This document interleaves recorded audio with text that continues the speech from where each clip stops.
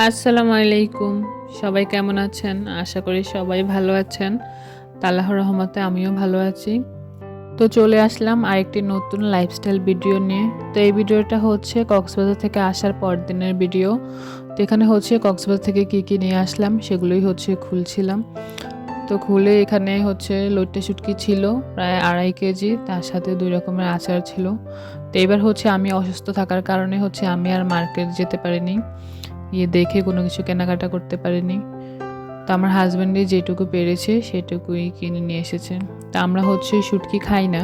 তো তারপরেও নিয়ে আসলাম হচ্ছে আশেপাশের মানুষ যারা পরিচিত আছে তাদেরকে গিফট করার জন্য। তো আমি হচ্ছে শুধু এইটা খাই। এটা হচ্ছে চিংড়ির বালাচাও। তো এইটাই হচ্ছে আমি একটু খাই। তো এটা নিয়ে আসলাম ২ টা। অন্যান্য সময় হচ্ছে আমি অনেক বেশি আচার কিনি। তো এবার আর কিনতে পারলাম না। তো যাই হোক, এখন হচ্ছে সকালবেলা নাস্তা শেষ করে হচ্ছে এখানে কিছু বাজার নিয়ে আসা হলো। তো কক্সবাজার যাওয়ার আগে বাসায় কোনো প্রকার বাজার ছিল না, বাজার করাও হয়নি।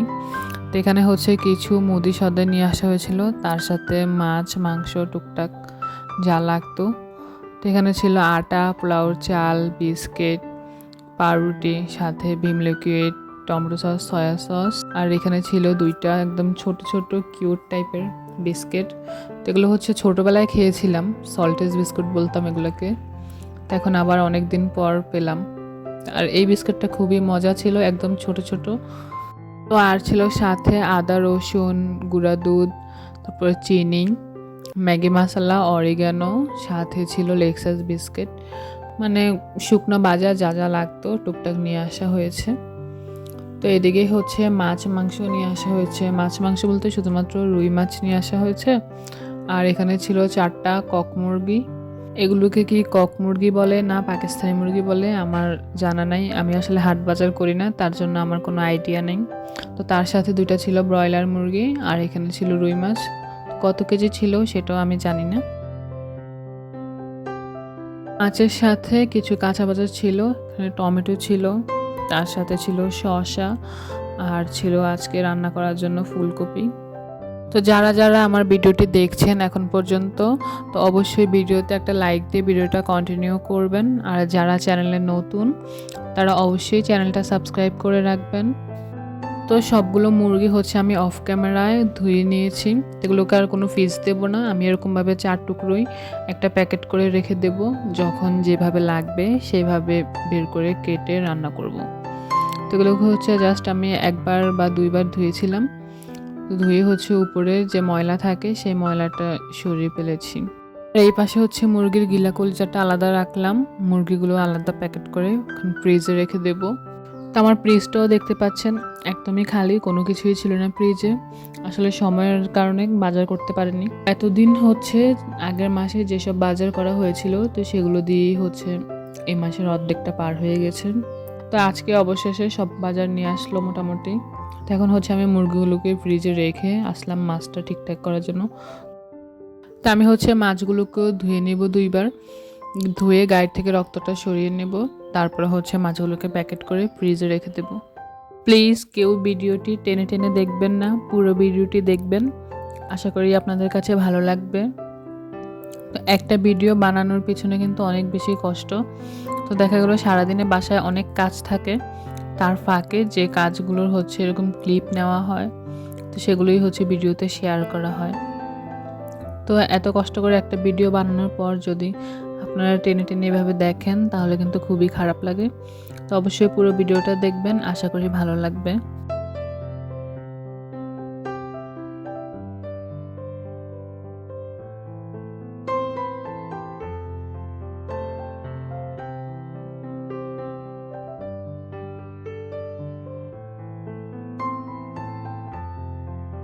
তো মাছগুলো হচ্ছে আমার ভালোভাবে ধোয়া শেষ। এখন হচ্ছে একটা ঝুড়িতে নিয়ে নিচ্ছি। তারপর ঝুড়ি থেকে পানি ঝরে গেলে মাছগুলোকে প্যাকেট করে ডিপ ফ্রিজে রেখে দেব। তো মাছগুলো হচ্ছে আমি পানি ঝরিয়ে প্যাকেট করে নিয়েছি। তো এখন হচ্ছে সবগুলো ফ্রিজে রেখে দেব।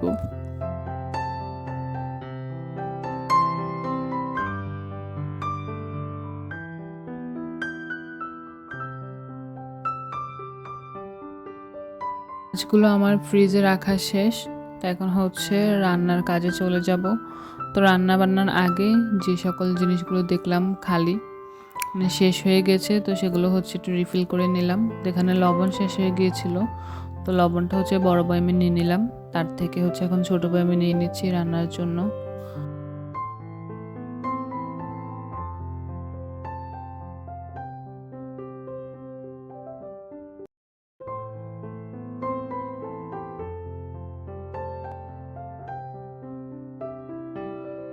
তো লবণটা আমার রিফিল করা শেষ, তো এখন দেখলাম যে চিনিও শেষ, তো ভাবলাম চিনিটাও ঢেলে নিই, তারপরে রান্নাবান্না শুরু করব।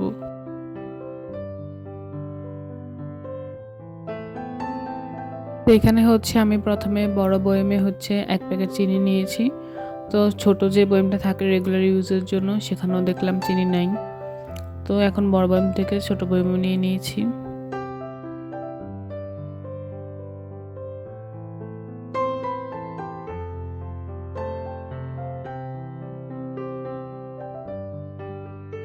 তো চিনি রিফিল করা শেষ, তো এখন হচ্ছে এগুলোকে সরিয়ে হচ্ছে আমি এক পাশে মাছ ভাজতে দিয়ে দিয়েছি। এখন হচ্ছে একটু উল্টো পাল্টে নেব।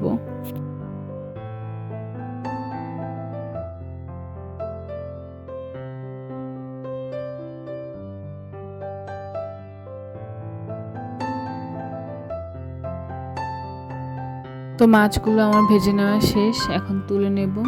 তার সাথে একটা মাছের মাথা আছে, তো সেইটা এখন ভাজতে দিয়ে দেব। তো তার জন্য হচ্ছে আমি আরেকটু তেল দিয়ে দিয়েছি, তো এখন হচ্ছে মাছের মাথাটা দিয়ে দিব।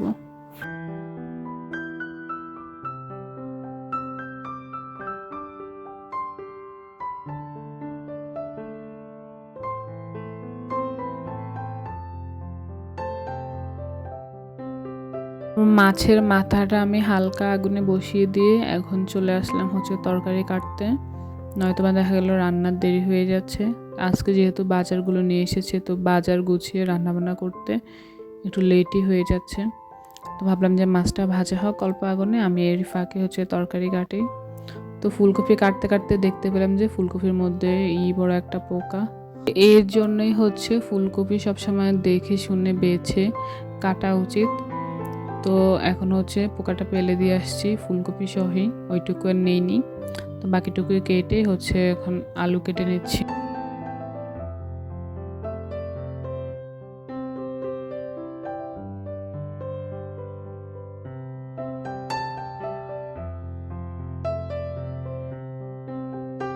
আমি হচ্ছে তরকারির মধ্যে এরকম মোটা মোটা করে একটু আলু দেই, দেখা গেলো এভাবে দিলেই আলুটা ভাল লাগে আমার কাছে। এখন হচ্ছে আলু কাটা শেষ করে হচ্ছে পেঁয়াজগুলো ছিলে নেব। এখন পর্যন্ত কাটাকুটা করে এখানে যেটুকু ময়লা জমেছে, তো প্রথমে হচ্ছে এটাকে ফেলে দিয়ে আসবো, জায়গাটা ক্লিন করে। তারপর হচ্ছে পেঁয়াজ কাঁচামরিচ টমেটোটা কেটে নেব।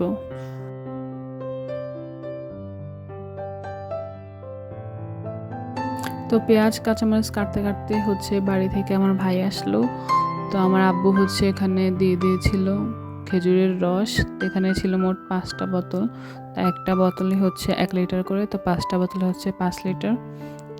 খেজুরের রসের সাথে আরও দিয়েছিল নারকেল, তার সাথে দিয়েছিল একদম মানে ক্ষেত থেকে কিনা শসা। আমি বলছিলাম আর কি, মানে এখানে তো হচ্ছে বাজারে নিয়ে আসে কয়েকদিন হয়ে যায়, তো একটা হচ্ছে ক্ষেত থেকে একদম ফ্রেশ ফ্রেশ তুলে খাওয়া, সেইটার টেস্ট আলাদা।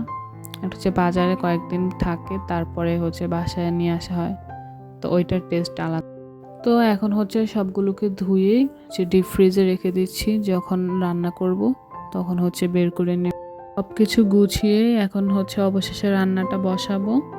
তো আমি হচ্ছে কড়াইটা বসিয়ে দিলাম। তো প্রথমে হচ্ছে মাছের যে ভাজা তেলটা ছিল সেটা দিয়ে দেব, তার সাথে ফুলকপি আলুটা আমি একটু ভেজে নেব। আমার হচ্ছে ফুলকপিটা রান্না করলে যে একটা গন্ধ হয়, মানে গন্ধ বলতে অনেকের কাছে হয়তো এটা গ্রান ভালো লাগে, আমার কাছে ভালো লাগে না। তো তার জন্য আমি হচ্ছে প্রথমে এটাকে একটু তেলে ভেজে নিচ্ছি। ফুলকপিটা ভাজা শেষ করে হচ্ছে এখন কড়াইয়ের মধ্যে আবার আরেকটু তেল দিয়ে পেঁয়াজ কাঁচামরিচ দিয়ে দিলাম। তো পেঁয়াজ কাঁচামরিচটা কিছুক্ষণ ভেজে হচ্ছে বাকি মশলাগুলো দিয়ে দিব।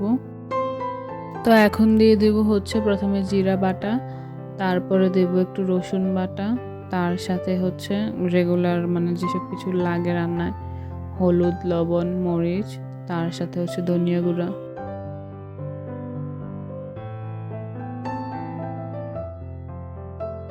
তো সব কিছু দেওয়া শেষ করে এখন হচ্ছে একটু পানি দিয়ে দিব, নয়তো মশলাটা পোড়া লেগে যাচ্ছে।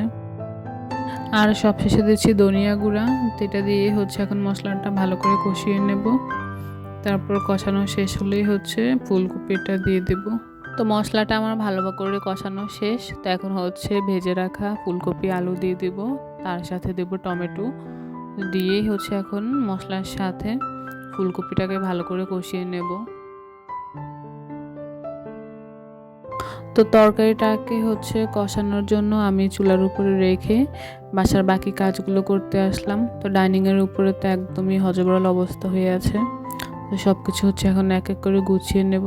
তো প্রথমে এটা ছিল হচ্ছে চালের গুঁড়া, আমার ডিপ ফ্রিজে ছিল। তো এখন যেহেতু ডিপ ফ্রিজের জায়গা কম, তো তার জন্য হচ্ছে একটা ছোট্ট বয়ামে নিয়ে সেটাকে রেখে দেব। তো তার সাথে ছিল বললাম যে আব্বু বাড়ি থেকে নারকেল দিয়েছে। তো এই যে 3টা নারকেল হচ্ছে সব কিছু টেবিল থেকে সরিয়ে জায়গায় রেখে টেবিলটা ভালো করে পরিষ্কার করে নেব। তো টেবিলের উপরে হচ্ছে আরও এখানে প্রায় 2 কেজি শসা। তো এটা হচ্ছে আমার হাজব্যান্ড বাজার থেকে নিয়ে আসছে।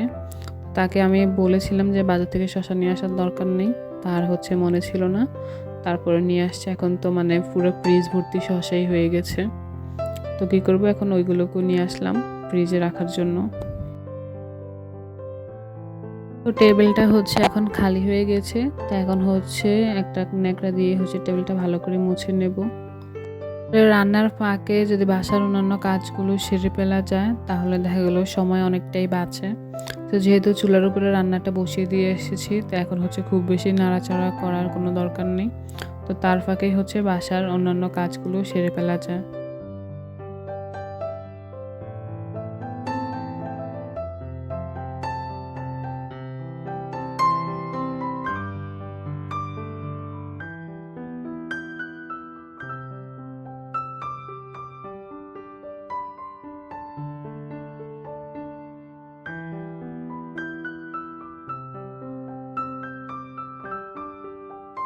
তো টেবিল পরিষ্কার করার এক ফাঁকেই হচ্ছে আমি এসে তরকারিতে ঝোল দিয়ে গিয়েছি। তা আমার হচ্ছে তরকারিটা প্রায় হয়ে গেছে। তো এখন হচ্ছে দেখে নিচ্ছি যে সিদ্ধ হলো কিনা সব কিছু। তো দেখলাম যে সব কিছু সিদ্ধ হয়ে গেছে। তো এখন সব শেষে দিয়ে দিচ্ছি ধনিয়া পাতা কুচি। তো এই হলো গিয়ে আমার আজকের ফুলকপি আলুর তরকারি। তো আজকের একদম সকালবেলার ফ্রেশ তরকারি, তার সাথে একদম তাজা মাছ দিয়ে রান্না করলাম তরকারিটা। পুরো রান্নাবান্না সব কিছু শেষে আর ভিডিও করা হয়নি। তো এটা হচ্ছে সন্ধ্যাবেলার একটা ভিডিও। তো এখানে হচ্ছে শুটকিগুলো, এগুলো হচ্ছে আমার আব্বুকে দেব। তার জন্য হচ্ছে আমি এখন এগুলোকে একটু কেটে রাখবো যাতে আব্বুর কষ্টটা কম হয়। আব্বু যেহেতু বাড়িতে একা থাকে সেহেতু তার পক্ষে তো সব কিছু করা সম্ভব হয় না। তো আমি যতটুকু পারি এখান থেকে করে দেব। তা আমি হচ্ছে নিজেই শুটকি খাই না। তো ছোটোবেলায় দেখা গেল শুটকির গন্ধ খুব বেশি অপছন্দ ছিল, কিন্তু এখন এটা এমন একটা খাবার যে যারা পছন্দ করে তারা খুবই বেশি পছন্দ করে, আবার যারা করে না তারা মানে একদম গন্ধই সহ্য করতে পারে না। তো আমার হচ্ছে এখন তেমন কোনো সমস্যা হয় না। আমি কাটা বাছা এমনকি রান্নাও করেছিলাম একবার, কিন্তু নিজে খাইনি, খাওয়ার ইচ্ছেও হয় না কখনো। তা আমি হচ্ছে শুটকিটাকে প্রথমে চারপাশ থেকে যে আঁশ টাশ থাকে সেগুলোকে কেটে নিলাম। কেটে হচ্ছে এগুলোকে একটু টুকরো টুকরো করে নেব। তো এইভাবে হচ্ছে আমি এখানে একটা কেটে দেখাচ্ছি আর কি। তো এইভাবে হচ্ছে সবগুলো কেটে নেব আমি যতটুকু জানি আর কি। তা আমি হচ্ছে এভাবে করেই সবগুলো শুটকি কেটে নেব। তো সবগুলো শুটকি কাটার পরে হচ্ছে দেখাচ্ছি। তো এই যে সবগুলো শুটকি আমার কাটা শেষ। তো আজকের ভিডিওটা ছিল এই পর্যন্তই। তো ভিডিওটা কেমন লাগলো অবশ্যই একটা কমেন্ট করে জানিয়ে দিবেন, আর হচ্ছে ভিডিওতে একটা লাইক করে দিবেন। আর যারা চ্যানেলে নতুন অবশ্যই চ্যানেলটা সাবস্ক্রাইব করে পাশে থাকবেন। তো সবাইকে ধন্যবাদ। আজকের মতো এখানে বিদায় নিচ্ছি। আল্লাহ হাফেজ।